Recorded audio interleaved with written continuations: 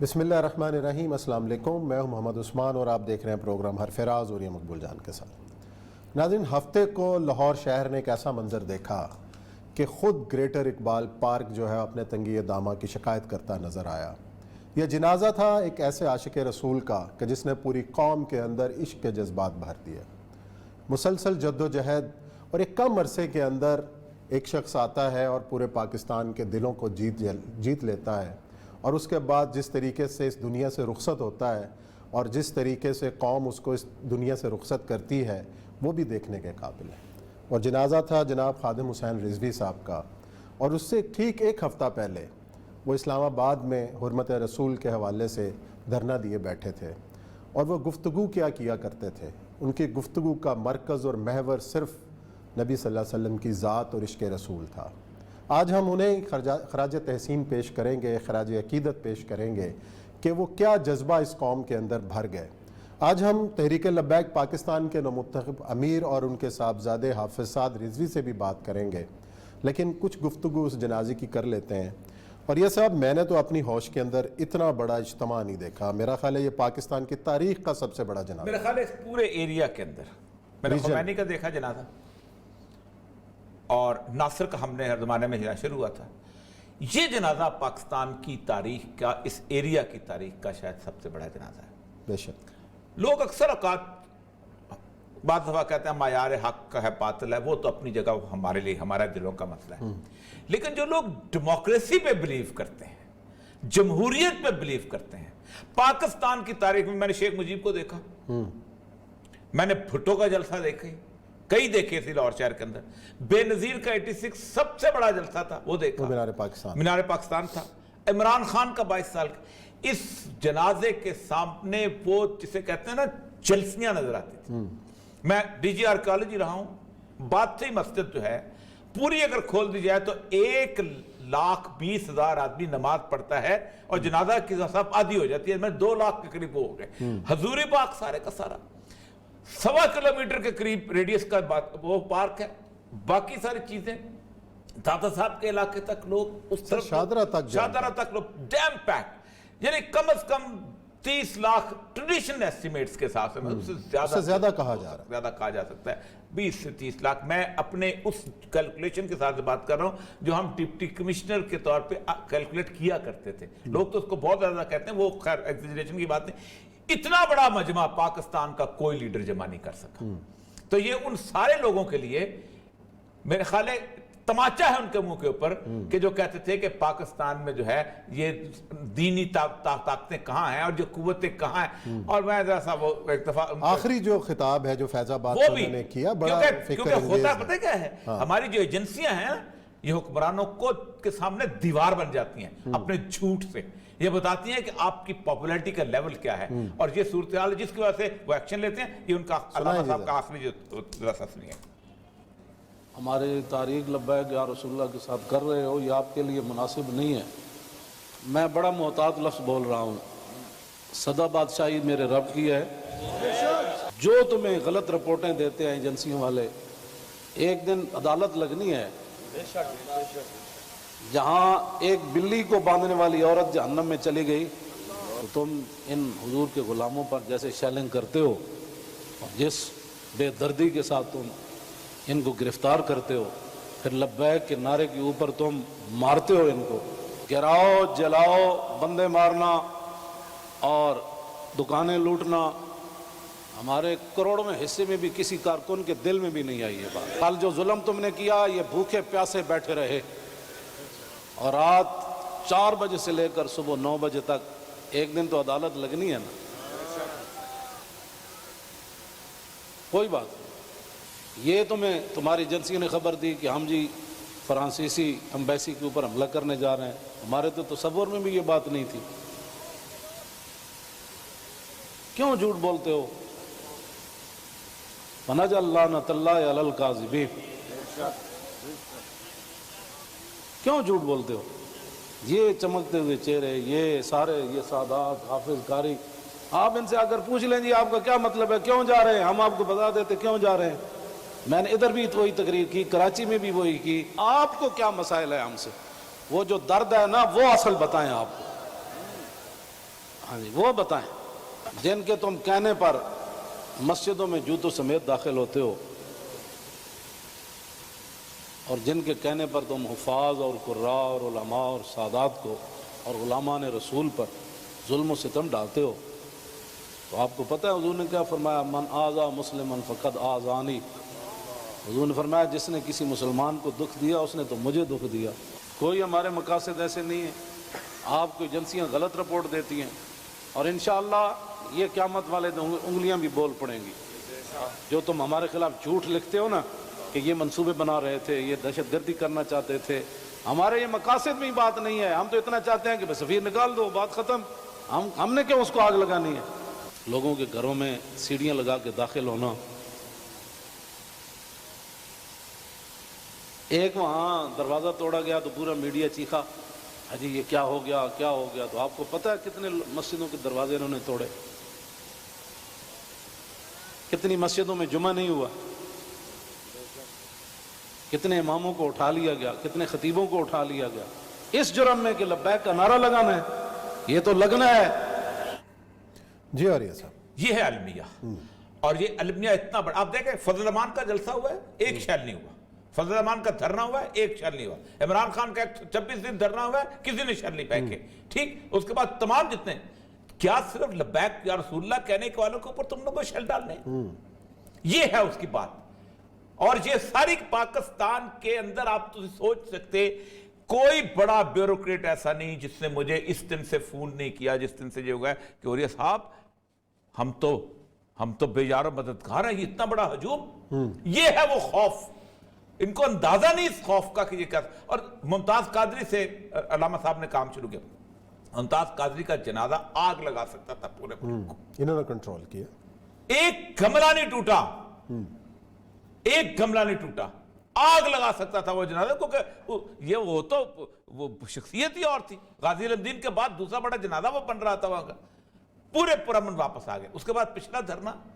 جس وقت سے گئے ہیں، اور اس کے بعد جو اس کے اوپر جو کوئی شیلنگ ہوئی ہے وہ سب کچھ ہوا ہے، پھر یہ آخری دھرنا تو حیران کن، ایک سفیر کو آپ نے واپس بھیجنا ہے، کس لیے واپس بھیجنا ہے؟ آپ کو نہیں برا لگتا کہ رسول اللہ صلی اللہ علیہ وسلم کے اس پیرس شہر کے اندر جو ہیں وہ خاکے بن رہے ہیں، اور آپ انڈیا کا سفیر تو بلا لو، اس لیے کہ آپ کا پڑوس میں آپ کی جنگ چل رہی ہے، اس کو بھی حمایت کرتے بلاؤ، لیکن کیا رسول اللہ صلی اللہ علیہ وسلم کی عزت و ناموس انڈیا کے مسلمانوں سے کم ہے؟ ساری امت تباہ و برباد ہو جائے، ناموس اس کے باوجود بھی زیادہ ہے، لیکن آپ نے فرانس کے سفیر میں کوئی 3 مہینے کہہ رہا ہے، کوئی 2 مہینے کہہ رہا ہے، کوئی یہ کہہ رہا ہے، اس وقت میں کہہ رہا تھا، اور یہ بیچارے اٹھ کے آ گئے کہ ٹھیک ہے ہم نے اپنا میسج پہنچا، یہ سرخرو ہیں، یہ روز حشر سرخرو ہیں، لیکن وہ بات صحیح ہے کہ وہ بلی کو عذاب دے۔ خان صاحب شاید یہ 60 ہو تو وہ چلائیں کہ یہ جب وہ کہا کرتے تھے یہ ایک چھوٹے سے طبقے چھوٹا سا طبقہ ہے۔ خان صاحب میرا خیال ہے خان صاحب کی بات 22 سال لگائے تھے تم نے اور جلسی کی تھی اس جنازے کے مقابلے میں، یہ ہے تمہاری اوقات۔ سنائیں جی خان صاحب کی بات۔ سپریم کورٹ کا فیصلہ آیا اور اس فیصلے کا جو ایک چھوٹے سے طبقے نے رد عمل دیا، جو یہ اپنی سیاست چمکانے کے لیے آپ کو اکسا رہے ہیں، آپ نے ان کی باتوں میں نہیں آنا۔ یہ کوئی اسلام کی خدمت نہیں کر رہا ہے، یہ صرف اپنی ووٹ بینک بڑھا رہے ہیں۔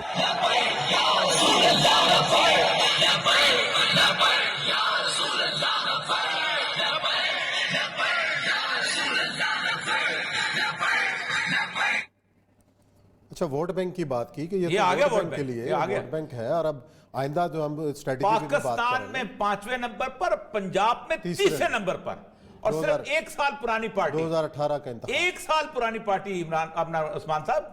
1 سال پرانی پارٹی۔ اچھا کتنے الزامات لگے تھے کہ جی نون لیگ کی سیٹیں توڑنے کے لیے کھڑا کیا گیا ہے، کوئی کہتا فوج نے، یعنی ایک آخری ویڈیو جو ان کے جس پہ آج کل لوگ چلا رہے ہیں بہت زیادہ، جس نے کہا نواز شریف سے میں کہتا ہوں تو بھی بتا دے،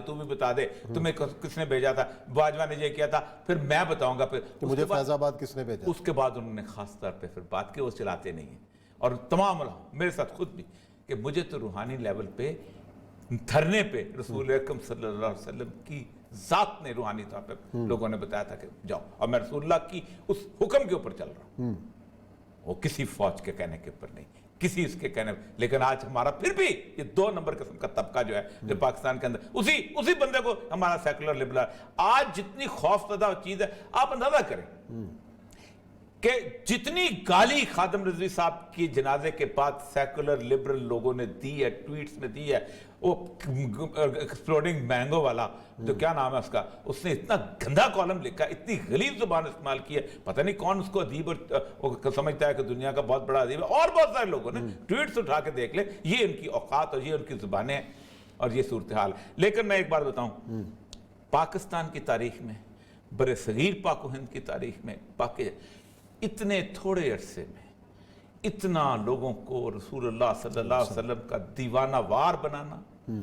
ان کی لیے جان دینے کے لیے جذبہ پیدا کرنا, کوئی کسی بھی, آپ اندازہ کریں پارٹی کی کوئی آرگنائزیشن نہیں ہے, پارٹی کا کوئی نیٹ ورک نہیں ہے کہ آپ کہیں کوئی بسیں لے کے نہیں آیا تھا یہاں پر, کوئی جلوس لے کے نہیں آیا تھا, کسی نے اعلان نہیں کیا تھا کہ جنازہ کس دن ہوگا کیا. اور ایک اور چیز, واحد پارٹی پاکستان کی جس پہ 99% میڈیا نے پابندی لگائی, واحد پارٹی, ہر بندے کی گفتگو چلائی ہے, جس کے 4 ووٹ تھے اس کی بھی گفتگو چلائی ہے, جس کے 6 ووٹ تھے بھی اس کی گفتگو چلائی ہے. باقی کاٹتا صرف خادم حسین رضوی کا بائی کاٹتا, اس کے باوجود بھی تماچا مارا ہے اس نے تمہارے لوگوں کے منہ کے. چلیں یوریہ صاحب یہ بریک لیتے ہیں, بریک کے بعد آئیں گے اور ہمارے ساتھ موجود ہوں گے تحریک لبیک کے نو منتخب امیر اور صاحبزادے خادم رضوی صاحب کے حافظ سعد رضوی.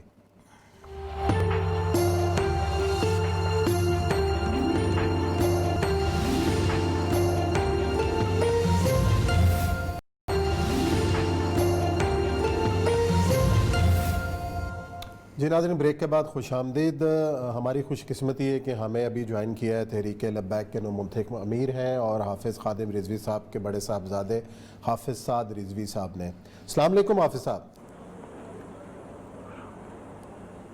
وعلیکم السلام ورحمۃ حافظ صاحب, سب سے پہلے تو آپ سے ہم تعزیت کرنا چاہتے ہیں کہ آپ کے والد صاحب جو ایک بھرپور زندگی گزار کر اور جس طریقے سے اس قوم نے ان کو رخصت کیا ہے وہ بھی ایک قابل رشک مناظر تھے جو ہم نے دیکھے,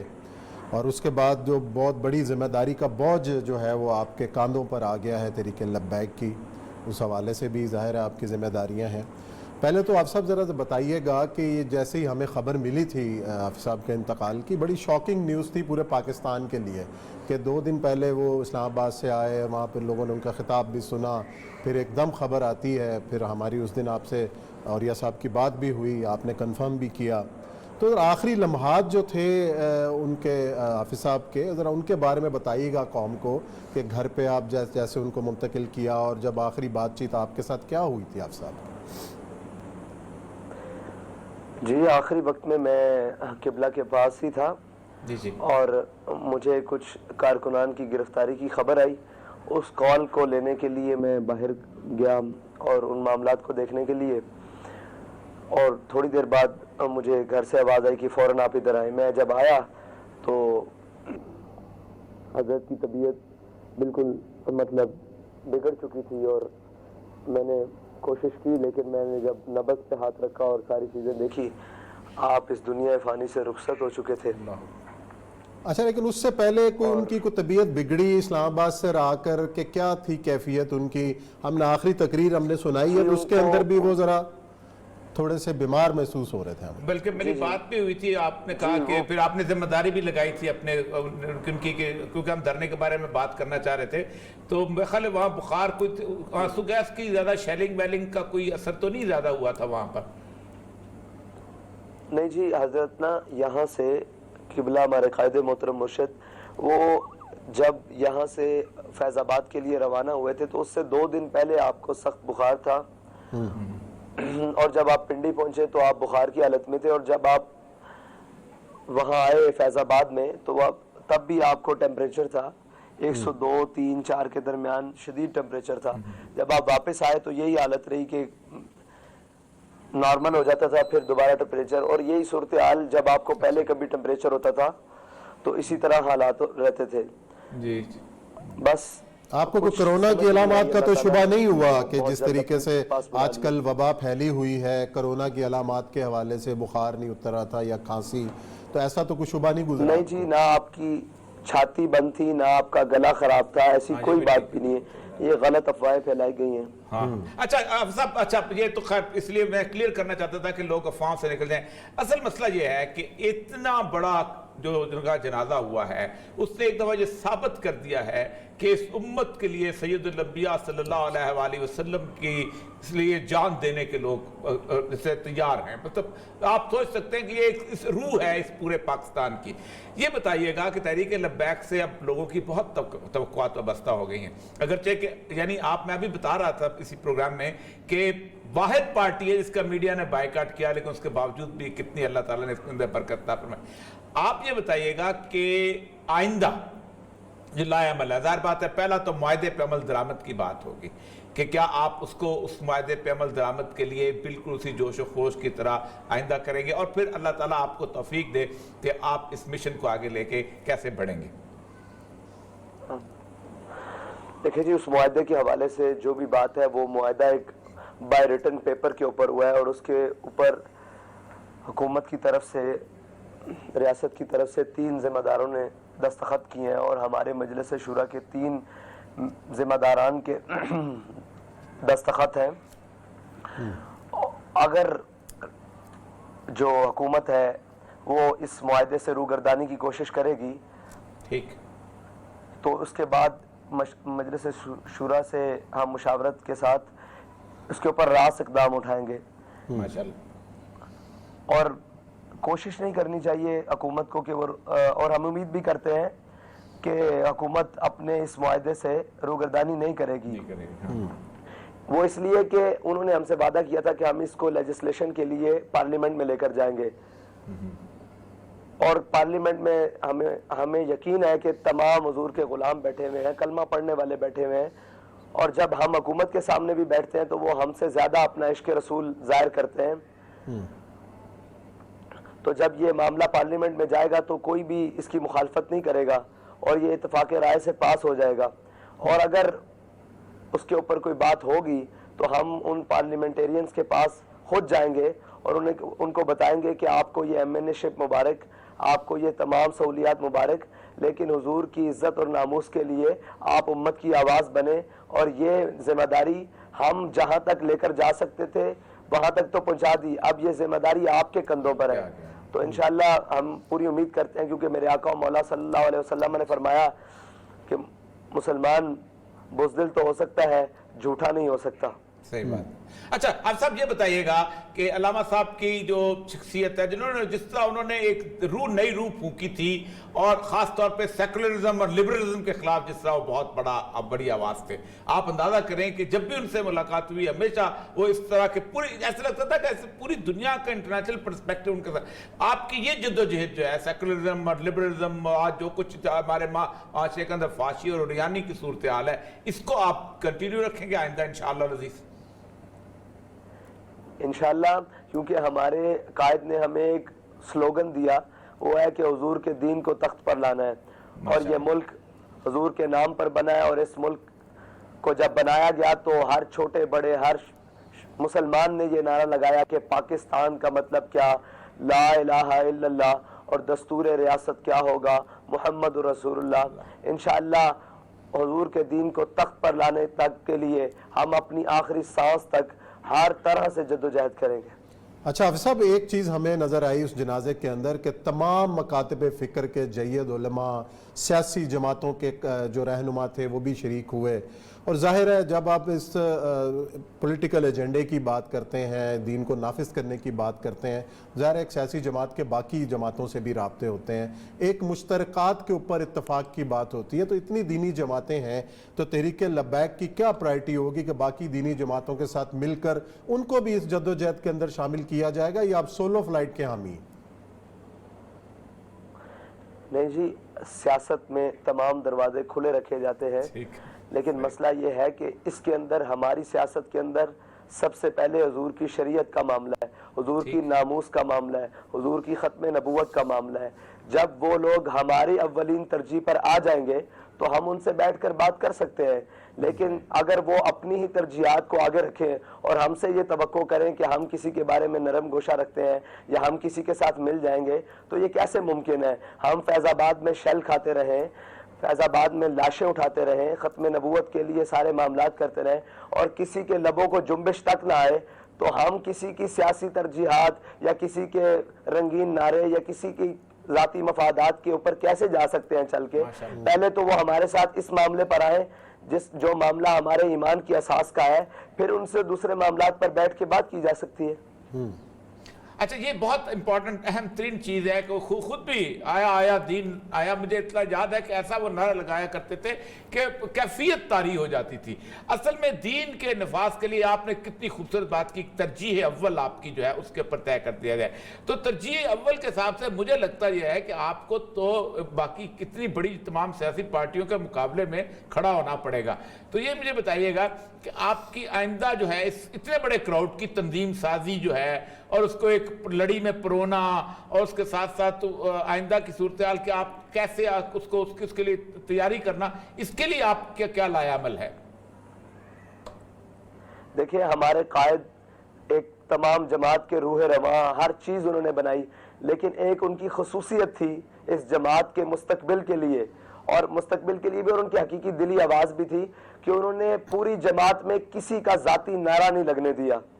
بلکہ اپنا بھی ذاتی نعرہ نہیں لگنے دیا. اور جب بھی مجھے امید ہے اس امت مسلمہ کے, ان مسلمانوں کے بیٹوں سے, ان پاکستانی باسیوں سے امید ہے کہ جب بھی میدان میں یا کسی بھی گراؤنڈ میں, کسی گلی کوچے نگر میں لبیک یا رسول اللہ کا نعرہ لگے گا تو یہ قوم اسی طرح جمع ہو جائے گی حضور کی غلامی میں اپنا اظہار وفا کرنے کے لیے. جی بہت اچھی ہے, یہ بہت بڑی بات ہے, یہ باقی صحیح بات ہے. انہوں نے کسی پیر کا نعرہ لگنے دیا نہ اپنا نعرہ لگنے دیا. تو ابھی بریک پہ رہیے گا. چلیں جی ہم یہاں پہ رہتے ہیں, اب سب بریک لے رہے ہیں, بریک کے بعد آئیں گے اور آپ کی جو ترجیحات ہیں اور کس طریقے سے لے کر اور جو چیلنجز کو لے کر آپ آگے بڑھیں گے اس پہ کریں گے گفتگو.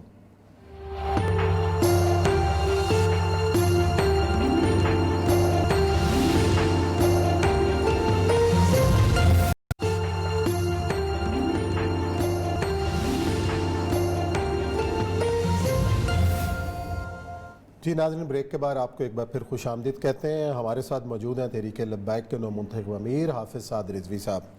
حافظ صاحب, ایک اقبال سے محبت جو تھی خادم رضوی صاحب کی, اور جو ان جب بھی تقریر کرتے تھے تو اقبال کا لازمی ذکر ہوتا تھا اور ان کی نظمیں اور جو نغمے گایا کرتے تھے جس طریقے سے پڑھتے تھے, تو کیا آپ بھی اپنے والد صاحب کی طرح اقبال کو آپ نے حفظ کیا ہوا ہے؟ جی علامہ اقبال کو ہمارے والد نے ہمیں نورانی قاعدے کی طرح پڑھایا ہے, زیر یسرن القرآن کی طرح ہمیں پڑھایا ہے. اور علامہ اقبال کے جو بھی اشعار تھے, جو بھی معاملات تھے, جو بھی الفاظ تھے, ہمیں جب بھی مشکل پیش ہوتی ہے ہم حضرت کے پاس خدمت میں پیش ہوتے اور وہ ہماری اصلاح فرماتے. علامہ اقبال تو ہمیں گھٹی میں ملا ہے. اچھا, اور ایک ان کی تھی کہ ہر 9 نومبر کو وہ جایا کرتے تھے. پھر اقبال کے حوالے سے میں نے آپ کی تقریر سنی ہے, آپ میں بہت جھلک پائی جاتی ہے ان کی, بہت. اللہ تعالیٰ انداز بھی جو ہے ماشاءاللہ سب کو. اور دوسری بات یہ ہے کہ وہ خود کہا کرتے تھے کہ میں نے آپ کو خاص طور پہ کسی مدرسے میں نہیں, آپ نے خود اپنی نگرانی میں. ہم بہت توقعات ہیں. یہ مجھے بتائیے گا کہ ایک اکثر وہ کہا کرتے تھے کہ اقبال اگر مدارس کے اندر پڑھا دیا جائے تو ہمارے علماء کا ایک قبلہ بالکل درست ہو جائے, کیونکہ جس خدا کی روحانی طاقت اقبال دیتا ہے وہ بہت کم چیزیں دیتی ہیں. بالکل ایسا ہی ہے. وہ آپ فرمایا کرتے تھے کہ اقبال کی تمام کتابوں کو سبقن اور نصاب کے طور پر تمام مدارس میں شامل کرنا چاہیے, اور علماء کو اور ہماری عوام کو اور ہمارے دانشوروں کو اور تمام مسلمانوں کو پتہ ہی نہیں ہے کہ اقبال ہے کون. اقبال حضور کا وہ غلام ہے جس کو سمجھنے کے لیے ابھی مزید صدیاں درکار ہوں گی. ماشاءاللہ. اچھا یہ بتائیے گا کہ آئندہ کی جو اگلی صورت آ رہی ہے, ظاہر بات ہے کہ الیکشنز کو تو بھول جائیں, فی الحال تو جو اس طرح کی رو آ رہی ہے حالات کی اور انڈیا کی اور باقی, آپ کا اگلے آئندہ فوری طور پہ جو ہے اس تنظیم کو زندہ رکھنے, کیونکہ اب علماء صاحب نے جاتے جاتے تنظیم کو اتنا بڑا زندگی دیتی ہے کہ جس کے لیے آپ کے کندھوں پہ بہت بوجھ آ گیا, آپ کے روز دعائیں نکلتی ہیں. یہ بتائیے کہ آئندہ آپ فوری طور پہ کس طرف صورتحال کو لے کے جانا چاہتے ہیں؟ इंशाल्लाह जी अभी तो ताज़ीती हाँ रेफरेंस जी बिल्कुल ठीक है, जा रही हैं, लोग टाइम मांग रहे हैं उस हवाले से, और हजरत का चेलम है। उसके बाद इंशाल्लाह हम अपनी तंजीमी सरगर्मियाँ और सियासी सरगर्मियाँ तमाम बैक वक्त आगाज़ करेंगे उनका, और इसको उन शोबाहाए ज़िंदगी तक भी लेकर जाएंगे जहाँ अल्लामा साहब से नफ़रत रही है और उनको पसंद नहीं किया जाता रहा, और कुछ गलत फहमियाँ जिन लोगों ने पैदा की रखी हैं कि अल्लामा साहब कौन थे। हम दरवाज़ा दस्तक हर गली में जाकर ये बताएंगे कि अल्लामा खादिम हुसैन रिजवी की फ़िक्र क्या थी और वो क्या चाहते थे और वो क्या कर गए। सही बात, सही। अच्छा, ये बात आपने बड़ी अच्छी की। अमूमन खुद भी कहा करते थे, जैसे उन्होंने एक बयान आजकल बहुत चल रहा है कि कहना जी वो तो बंदा तो अच्छा था लेकिन था बड़ा सख्त, और सख्ती उनकी ज़ाहिर बात है जिस मामले में थी उस मामले में सख्ती ना हो तो ईमान ही नहीं है, सच्ची बात है। सैयदुल अंबिया सल्लल्लाहु अलैहि वसल्लम के मामले में अगर आपके चेहरे का रंग नहीं बदलता तो आप तो ख़त्म है ना, बिल्कुल। लेकिन असल मसला ये है कि गलतफहमी, और ये साहब उस सख्ती के लिए आप हमसे भी कोई नरमी की तवक्को ना रखें, वो सख्ती हर मुसलमान के ईमान का हिस्सा है। आमीन, जज़ाकल्लाह, अल्लाह ताला आपको खुश रखे। असल मसला ये है कि ये आपने बड़ी अच्छी बात की कि ये गलतफहमियां जो हैं वो अब बताइएगा कि इस फिक्र उनकी इस बात को, सख्ती की वजूहात को बयान करने के लिए आप मेरा ख्याल है एक तफसीली पाकिस्तान पूरे का दौरा भी रख रहे होंगे इंशाअल्लाह अज़ीज़, और वो तो अपनी माजूरी में चलते थे, आपको तो अल्लाह ताला ने माशाअल्लाह सेहत दी है। जी बिल्कुल ऐसा ही है। हमारे जो जिम्मेदारान हैं उनको अभी अपने इलाकों में भेज दिया गया है, शूरा के मेंबर्स को भी, ज़िली उमरा को भी, पीपी उमरा को भी, जो भी नीचे तंजीमी स्ट्रक्चर है उन सबको अपने इलाकों में भेज दिया गया है, क्योंकि वहाँ से भी बहुत सारे लोगों की दरख्वास्त है कि हम वहाँ प्रोग्रामात मुनक्किद करें और हज़रत की ज़िंदगी पर वो तो रोशन थी उसकी रोशनी फैलाएं।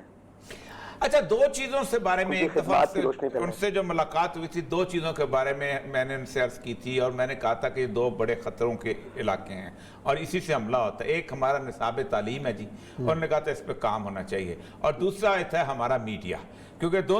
हमले दो ही तरह से हो रहे हैं कि बाकी हमले संभाल लेता है बंदा, इन दो के हमले संभाले नहीं जा सकते। तो आप भी क्या चाहेंगे कि निसाब तालीम जो पाकिस्तान के अंदर इस वक्त जो बहुत बड़ी मूवमेंट चल रही है, एक निसाब तालीम बन जाए, और मैं चाहूँगा कि आपका रास्ता हो कि इस निसाब तालीम को आप चाहें